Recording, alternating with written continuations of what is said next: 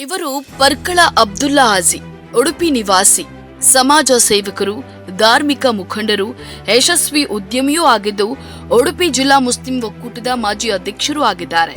1943 August 16ರಂದು ಕೇರಳದ ನೀಲೇಶ್ವರದಲ್ಲಿ ಜನಿಸಿದ ಇವರು 1967ರಲ್ಲಿ ಉಡುಪಿಗೆ ಸ್ಥಳಾಂತರಗೊಂಡರು.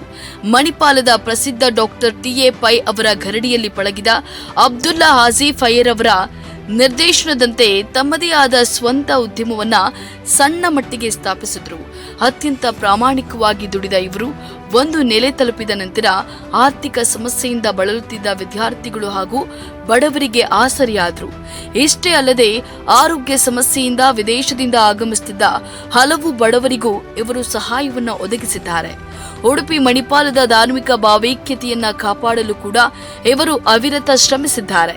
ಸಮುದಾಯದ ಉನ್ನತಿಗಾಗಿಯೂ ದುಡಿದಿರುವ ಇವರು Jamiatul Falah Muslim welfare association, Millat education trust, Zia education ಟ್ರಸ್ಟ್ಗಳಲ್ಲಿ ತಮ್ಮ ಅಮೂಲ್ಯ ಸೇವೆಯನ್ನು ಸಲ್ಲಿಸಿದ್ದಾರೆ.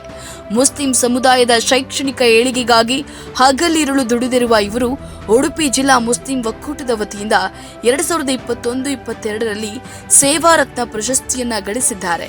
ಇವರ ನಿಸ್ವಾರ್ಥ ಸಮಾಜ ಸೇವೆಯನ್ನ ಗುರುತಿಸಿ 2023ರಲ್ಲಿ ಕರ್ನಾಟಕ ಸರ್ಕಾರವು ರಾಜ್ಯೋತ್ಸವ ಪ್ರಶಸ್ತಿಯನ್ನ ನೀಡಿ ಗೌರವಿಸಿದೆ. ತಮ್ಮ ಇಳಿ ವಯಸ್ಸಿನಲ್ಲಿಯೂ ಸಮಾಜದ ಬಗ್ಗೆ ಚಿಂತಿಸುವ ಇವರಿಗೆ ಕನ್ನಡ ಮುಸ್ಲಿಂ ಒಕ್ಕೂಟವು ಹೃತ್ಪೂರ್ವಕ ಧನ್ಯವಾದಗಳನ್ನು ಸಲ್ಲಿಸುತ್ತದೆ.